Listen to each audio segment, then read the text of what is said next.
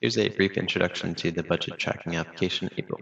On the main page, you've got the budget tab, which is going to show you your remaining budget allowance, as well as on the details tab, it's going to show you the breakdown of how your total income minus your total expenses is your cash flow.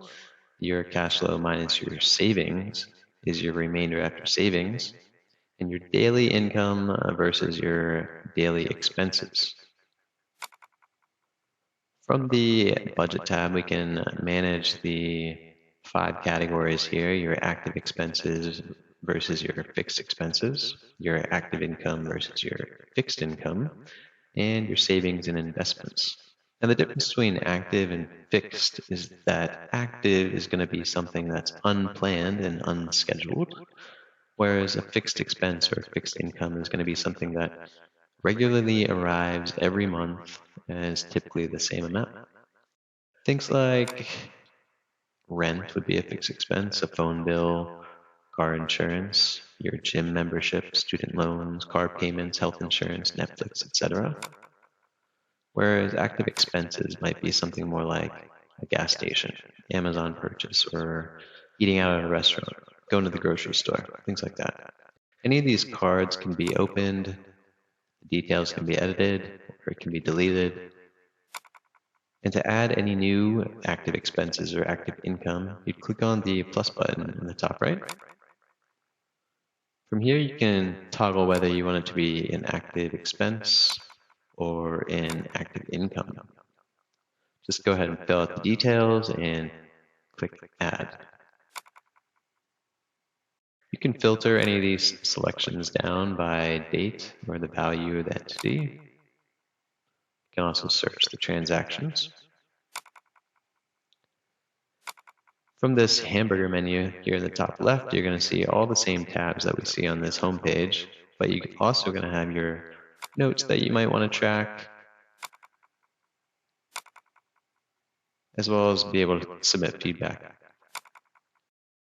Once you've entered all your active and fixed expenses and income, you want to go to the Savings and Investments tab.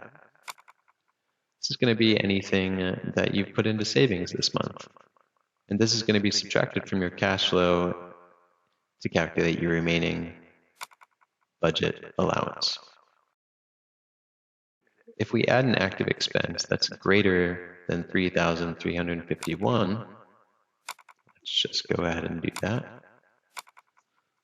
Let's say we had a large Publix transaction for $4,000. We add that active expense, it's going to populate down here at the bottom. We'll go back to our main budget page. Now we'll see that the budget has reduced to 0% with a negative minus $649. And that's going to be your amount to rebalance your account next month. On the Analysis tab, we get a brief overview of how your income, your expenses, and your savings match up. A pie chart of all your active expenses, which we can see that enormous Publix bill took up the majority. All your fixed expenses, your active income, your fixed income, your savings and investments, cost of living by month, week, and day, the expense source, whether it was active or fixed, and your income source, whether it was active or fixed. If you have any questions or want to submit feedback, just go ahead and click on that hamburger menu up at the top left. Send me a message. Thanks again.